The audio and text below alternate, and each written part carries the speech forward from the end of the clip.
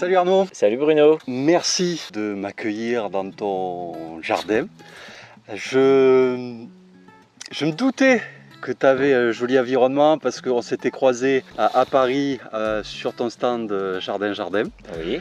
J'avais trouvé que ce que tu faisais était vraiment super beau, super fait. D'ailleurs, j'avais dit que c'était une pépite, un diamant. J'avais dit quelque chose de ce genre-là. C'est vrai que c'était agréable à entendre. Ouais. Donc aujourd'hui, je viens de te rendre visite. C'est pour ceux qui ne te connaissent pas, Oui. Présente-toi et dis-nous ce que tu fais. Allez. Alors moi je suis créateur de jardin. Ok. Voilà, à la base. Donc je suis paysagiste et jardinier et sculpteur. Ok. Voilà, pour faire un petit peu synthétiser. Donc à la base, je fais des jardins classiques. J'oriente mes jardins de plus en plus sur les jardins japonais ou japonisants. Ouais. Où je peux introduire certaines de mes créations originales, taillées en pierre.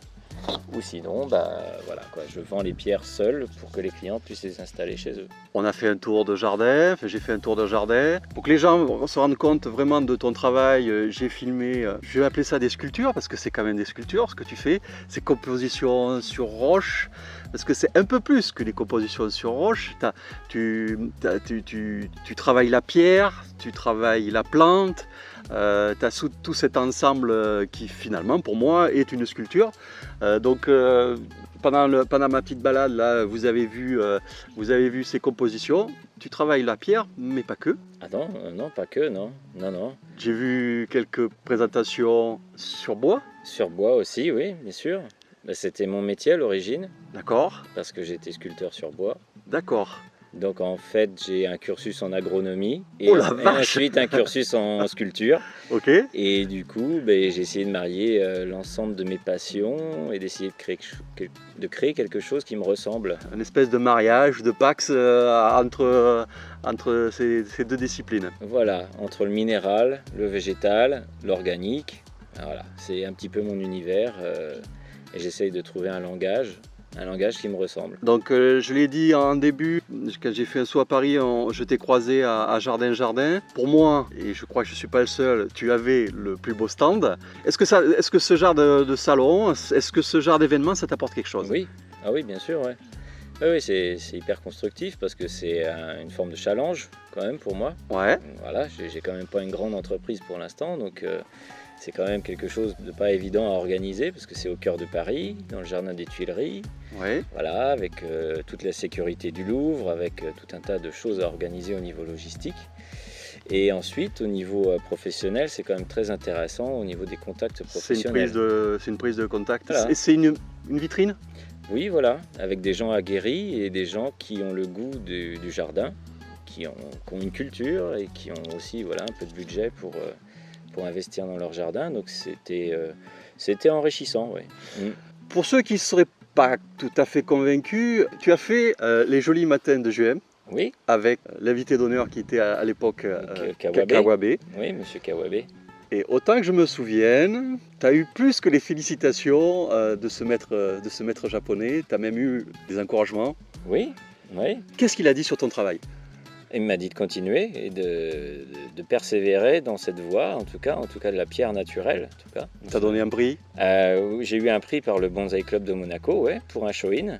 On pourrait le voir tout à l'heure. Ça n'a rien à voir avec les compos sur roche? Si, avec un show-in sur roche. Ah oui, d'accord. Avec un fusain. Okay. Un fusain sur roche qui continue sa vie. Après, avec Kawabe, on a installé la création que j'avais fait en démo, qui était l'habillage d'une pierre nue en pouzzolane ou en lave taillée, et donc avec des arbres qu'avait choisi Baudouin en amont. Donc moi, je les avais vus que sur photo.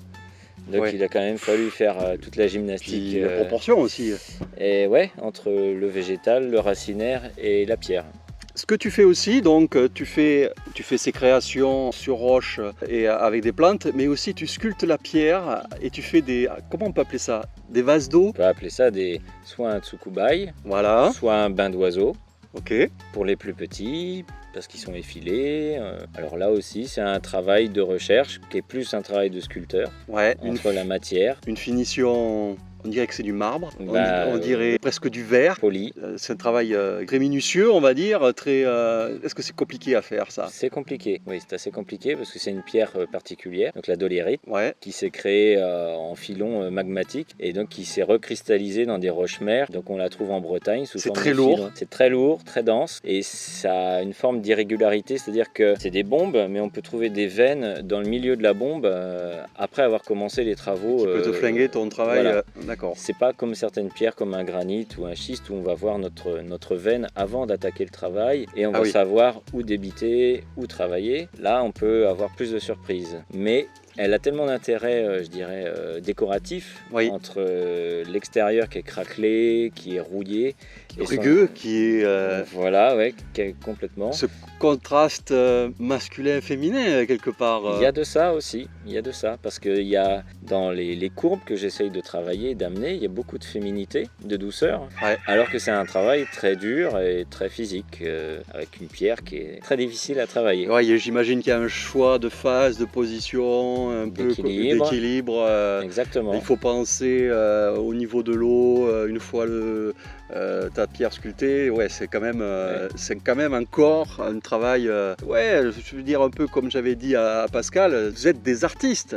Alors Pascal se revendique comme artisan, mais il y a quand même quelque chose d'artistique chez vous. Ouais, la Même- frontière est mince. Ouais, On a la même racine dans l'artiste comme dans l'artisan. complètement. Oui, il y a quelque chose d'artistique. Pour moi, qui vient de la sculpture, c'est un travail de sculpteur ou de designer. C'est la recherche de l'objet, de la courbe, Ouais. voilà, c'est aussi un dialogue. Hein. C'est une recherche. On crée des objets uniques et à chaque fois, il faut se remettre en cause et puis travailler avec notre acquis, mais aller vers l'inconnu, quoi. Tu fais du bonsaï. Oui. Qu'est-ce que tu aimes dans le bonsaï? Est-ce que tu peux le dire ou qu'est-ce que tu n'aimes pas peut-être? L'arrosage. L'arrosage quand il y a de la canicule. Ouais, c'est vrai que vous les Bretons, vous n'êtes pas habitués au chaud là. Dès que vous dépassez les 25, c'est la canicule. Ouais, on a quand même bien mangé, mais. Ouais, donc là, l'arrosage, bon, on le dit en plaisantant, mais je pense on est à peu près tous dans. Enfin voilà. Quand des fois on a fait une grosse semaine ou une grosse journée qu'il faut finir d'arroser à 22h30, voilà. Ouais. On connaît la chose, mais on les adore, quoi. Enfin voilà, c'est pas pour autant que je les aime pas. Ce que tu aimes dans le bonsaï, dans le végétal, tu as un sentiment que tu pourrais exprimer? Est-ce que tu as quelque chose qui te vient là? Là aussi, c'est dans la représentation de la nature en miniature, c'est un lien qui se tisse gentiment, je dirais. D'accord. En douceur. Et c'est ça qui me touche, c'est la répétition des choses simples fait qu'on le voit évoluer. C'est un travail de longue haleine. Voilà, qui est discret, qui est différent de ce que j'aimais au début, des démonstrations, des mises en forme.